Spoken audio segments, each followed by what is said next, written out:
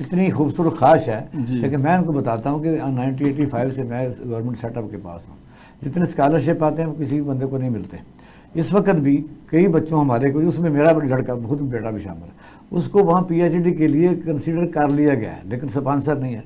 हुकूमत जो है, जिस तरह उनकी अच्छी ख्वाहिश है लशारी साहब की कि वो प्रमोट करे, जो स्किल्ड करे, फलाना करे, तो जब हुकूमत का ये है ही नहीं, कोई ख्याल ही नहीं है कि कोई आदमी को बाहर की यूनिवर्सिटियाँ ले रही हैं लेकिन पढ़ने के लिए उसके पास नहीं है, तो हमारे तो स्कॉलरशिप भी काफ़ी सरप्लस हो जाते हैं, आपको पता है।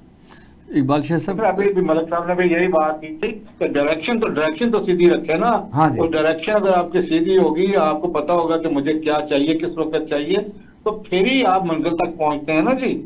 इस बजट में एजुकेशन का बजट ज्यादा करें और ये टेक्निकल एजुकेशन का ज्यादा करें। देखिए दूसरी बात ये, ऐसे नहीं बात बंदे हेल्थ की करते। अगर आपका मजदूर, आपका वर्कर, आपका स्टाफ हेल्दी होगा, खानदान से पीछे खुश होगा, तो वो खुश होकर काम करेगा। ठीक है, मलिक साहब से पूछते हैं, मलिक साहब दोस्त कह रहे हैं कि हेल्दी भी होना चाहिए, एजुकेशन भी होनी चाहिए। एजुकेशन का बजट और बेनजीर इनकम सपोर्ट का बजट का आप तवाज़ुन अगर कंपेरिजन करें तो उन्होंने मुस्तकिल एक अड्डा बना लिया। पूरी दुनिया में रिलीफ होता है, वो फादर टाइमिंग होता है कि आदमी अपने पाँव पर खड़ा हो जाए। इस वक्त 700 बिलियन से ज़्यादा हम उस तरफ बांट रहे हैं, और 8.5 लाख बंदा, आपको पता है जब ऑडिट हुआ था तो सिंध का निकला था जो बड़ा वेल ऑफ लोग थे। इस मुसीबत से कब जान छुड़ाएं? इकबाल शाह साहब, जो बात आपने की है वो गैप्स हैं या उसमें माल प्रैक्टिसिंग है, मालाफाइडीज़ हैं। असल इशू ये है कि पाकिस्तान में जैसे जो हम एजुकेशन की बात करते हैं वो प्रोफेशनल और हेल्दी एजुकेशन की बात करते हैं। इसके साथ हमें कुछ लोगों को पाकिस्तान के सिस्टम को भी पढ़ना चाहिए।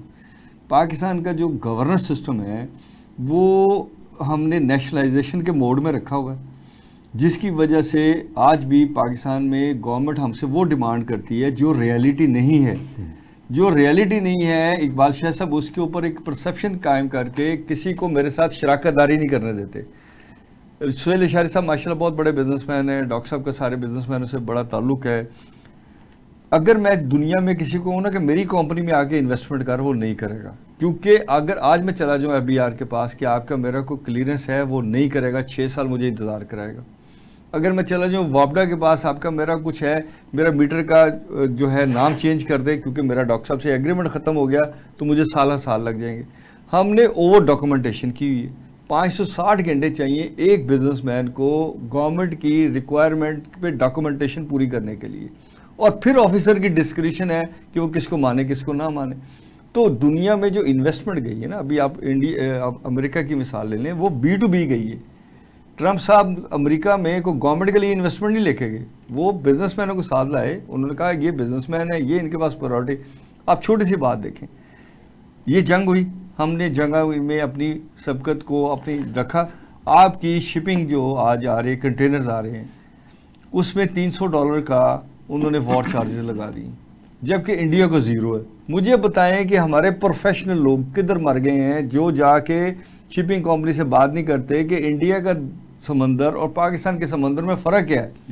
उसके ऊपर आप चार्जेस ज़्यादा ले रहे हैं, इसके ऊपर कम ले रहे हैं, तो उससे हमारी कॉस्ट ऑफ डूइंग बिजनेस सिर्फ बिजली गैस की नहीं है सर, हमारी हर चीज़ की है। अच्छा, एक्सपोर्ट अगर आप बढ़ाना चाहते हैं, आप एक्सपोर्ट में अगर फ़र्ज़ करें जो है $30 बिलियन इंपोर्ट कर लेते हैं और $36 बिलियन की आप एक्सपोर्ट कर देते हैं, तो प्रिंसिपल जो $6 बिलियन की एक्सपोर्ट की आपने 36 बिलियन डॉलर की एक्सपोर्ट नहीं की। मसला ये है कि इंपोर्ट वर्सेस एक्सपोर्ट होगी ना सर। आपने अपने GDP में लोकल इंडस्ट्री को कितना मौका दिया, लोकल आपके लोगों ने कितना पैसा बनाया, फिर वो पैसा री इन्वेस्ट होता है।